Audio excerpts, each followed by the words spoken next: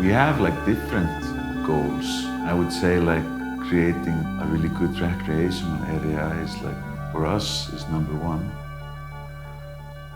We started, for instance, this forest 70 years ago now, and there was no forest here. And I mean, what I look at often is like, I like diversity.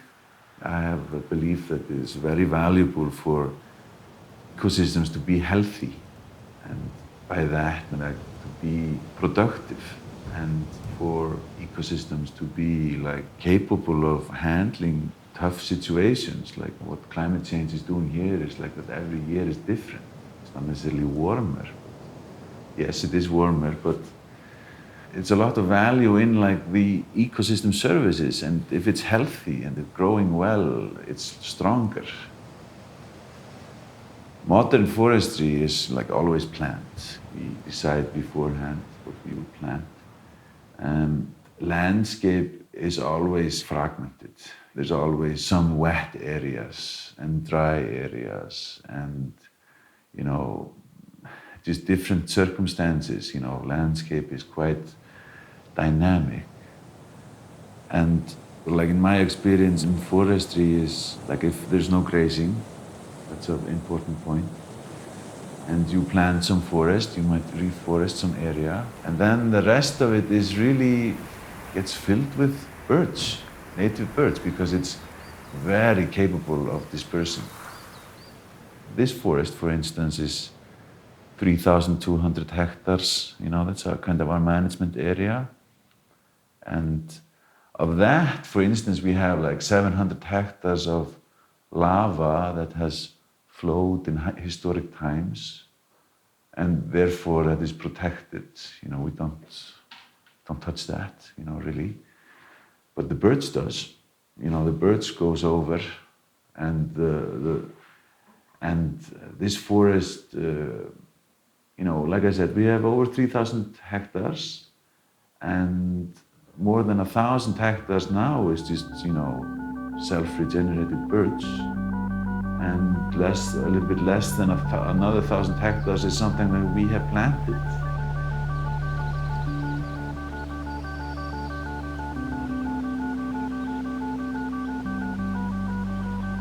We plant a lot of birds, and then we plant lodgepole pine and Sitka spruce and Alaskan poplar, and we plant some willows, and hopefully we get some rowan or some alnus to work with as well.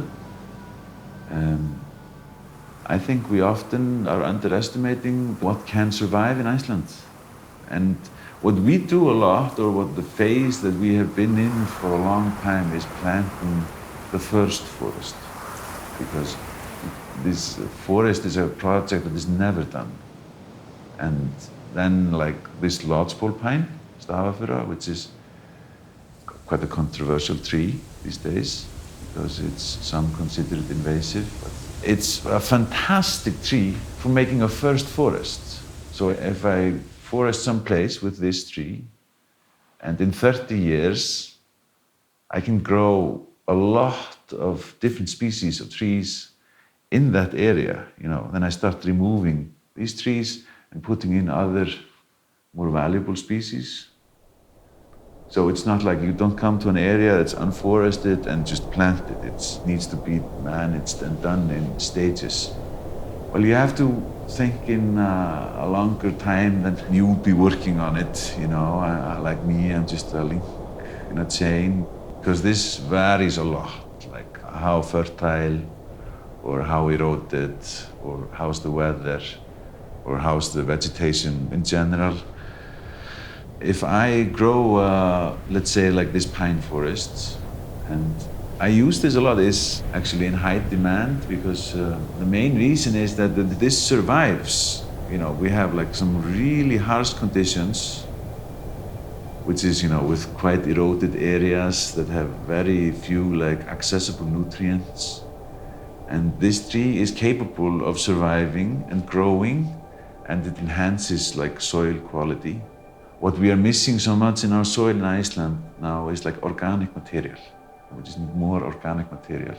There's like still a lot of erosion. Nothing can grow there.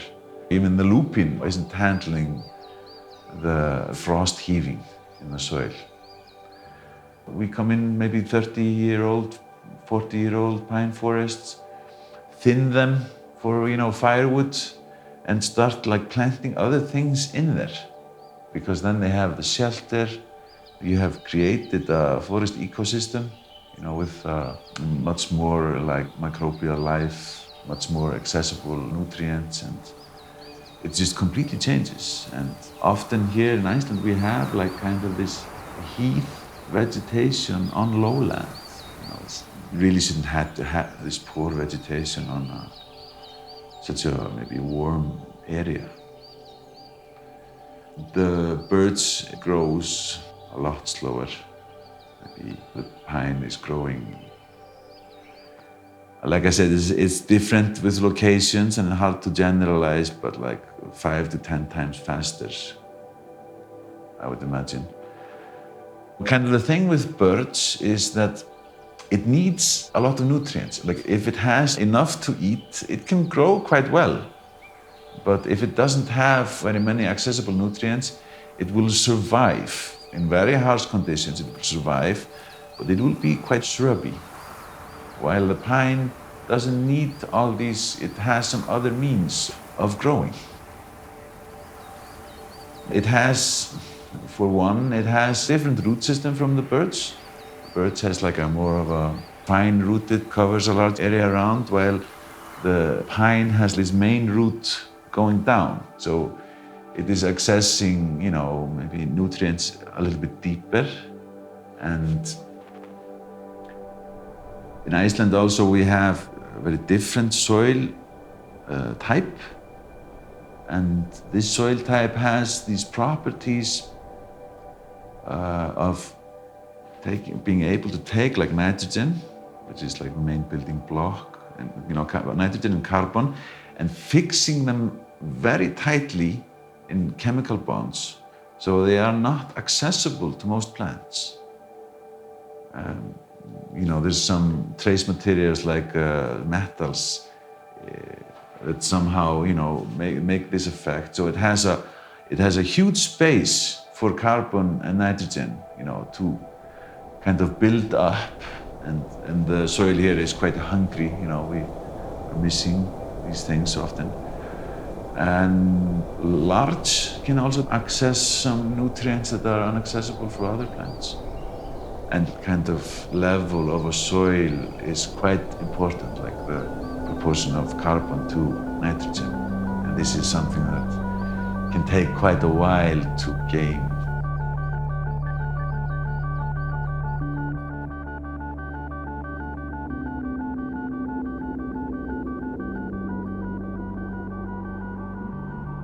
In my experience, and I worked a lot with this species, is that like if you have a pine forest or some pine trees, and then you have some eroded land next to it, then you will have a lot of, new trees.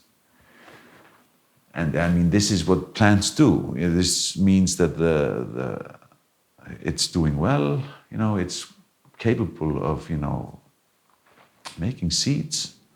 And the trees that come, the next generation is even better than the ones we planted, because there is a certain amount of adjustment. The trees are quite adjustable between generations to like site conditions. You have then this tree going into some mostly eroded. It is not very good at like, if there is a vegetation there, the trees are not very capable of like germinating through the vegetation. It kind of needs to, it's much better if it comes in contact with soil, and we have so much erosion. And then come to the point like, is it an invasive species? And I think a big point there is like, when does a plant become invasive? Does it grow a lot of seeds? Is it fast to start producing seeds? It can take the pine, 2 decades to start producing seeds. But if you have a pine and you cut it, it doesn't grow back. It's dead. It's not like lupine, for instance, like a cut, it comes back. And it isn't traveling very far, really. Maybe in some cases it can travel a bit far, but that's the problem with like invasive species, is that you try to do something about it and it just keeps coming back. You know, like the lupine, it has a huge seed bank. It produces a lot of seeds every year. The seeds can keep for quite a long time in the soil. So you might have 20 years worth of like seed to germinate, like in the lupine. And what closes it is basically organic material that kind of builds up into a vegetation. Of course, there's like different succession between parts of the country. Again, you cannot generalize, like it does this period, it behaves, you know, in accordance to where it is and what's around it. And I think, like, if it's not hard to eradicate a species, then why is it such an harm, really? You have land, and then you have land use, you know? And if the land is being used and the environment demands another use, then you can, change.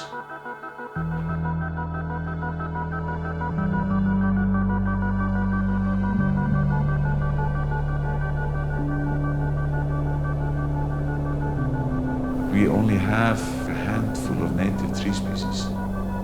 Only one creating a forest is the downy birch. We call it Icelandic woodland. It's part of the woodland. These types of willow. We have another definition of forest than our neighboring countries have. We consider our Icelandic woodland to be a forest, even though it's maybe just a meter high. Some people say that foresting with species that are not native is not something an environmentalist would be doing. It's just agriculture. I do not agree with this, because I think that we're at a point where we don't really have the luxury of saying nature will take care of itself. We have made a lot of damage, but now we're hands off. You can just, restore. We don't really have the luxury of doing this, like here in a country that has lost 97% of its original forest and so much soil. I mean, they must have gone through how much soil, or the quantities are gargantuan.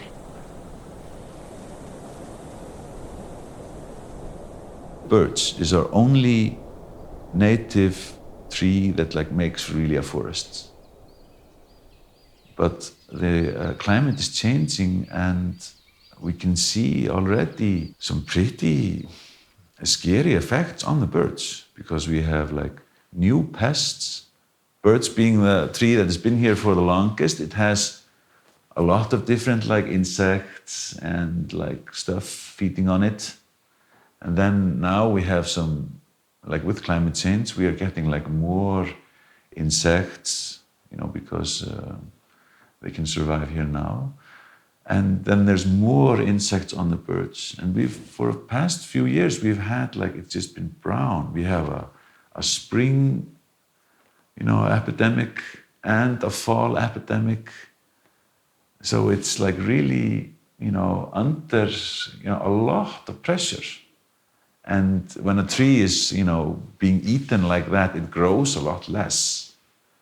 And if it goes through what do you call it, an epidemic, probably. A year after year, this can decrease the health of the tree and its kind of, ability to deal with difficult events. So if you have the soil, you have the soil layer, then you have the litter, and then the vegetation, and then maybe a forest. If you have a birch forest, it's kind of a place where a lot of sunshine can penetrate.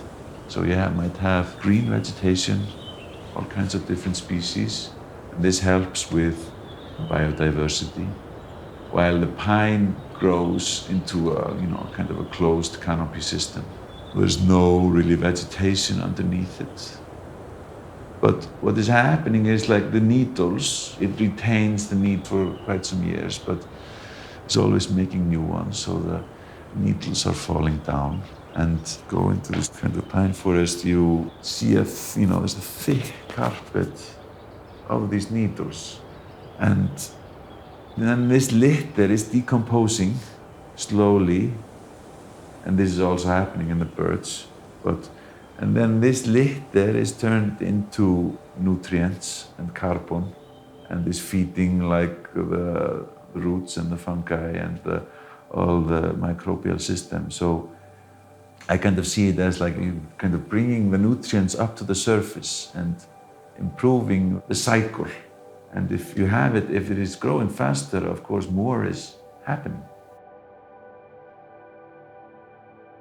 From 1900 to 1950, we were mostly protecting forests. From 1950 to 1990, we were experimenting and finding new species that can work for us. After 1990, we've been deploying these, we've been planting these trees to make a real forest resource. Short version of the story. And being an underdeveloped forest nation, we didn't have like maybe all the knowledge and the infrastructure to really be managing our forests. The resources weren't maybe large enough, wasn't. And now this is, changing, but in a way, like if you use the pine to go forward, then you can go like very much faster, and you can build up. Like it's the same with the looping. It's a trade-off. You can build up the resource a lot faster, a lot more. You have to be patient. It takes time. And total respect to the Soil Conservation Service. Like their approach is more like fertilize some area, put some grass seeds there, make the the crust, the soil crust, to create like a place where the bird seed can fall and become a tree. This is valid, but it takes quite a long time. They say it takes a long time, and I agree, and I think both practices are completely viable, and it depends on the site and on the purpose. We can call it probably generally, ecosystem services. It's a lot about creating ecosystem services, and I mean, a source, the soil, of course, is like the building block of a society. That's the resource we need. And by, like the lupin, for instance, it builds it up quite fast and makes it like possible for me maybe to grow trees there, where it was really not possible before. And that's quite important. As a country, we want to be able to be sustainable with wood. And then for that, we need a real wood resource, which birds cannot really provide. Icelandic birds cannot provide this. Not like it is today, but the spruce and the pine and the poplar can. And I think that's very worthy. And the forest is a source of like so many things, really. And maybe the only constant is change. Vegetation changes. But we don't maybe perceive it because it happens so slowly. But like a standstill, I mean, we need our resources. We need more resources with the rate of the population growing.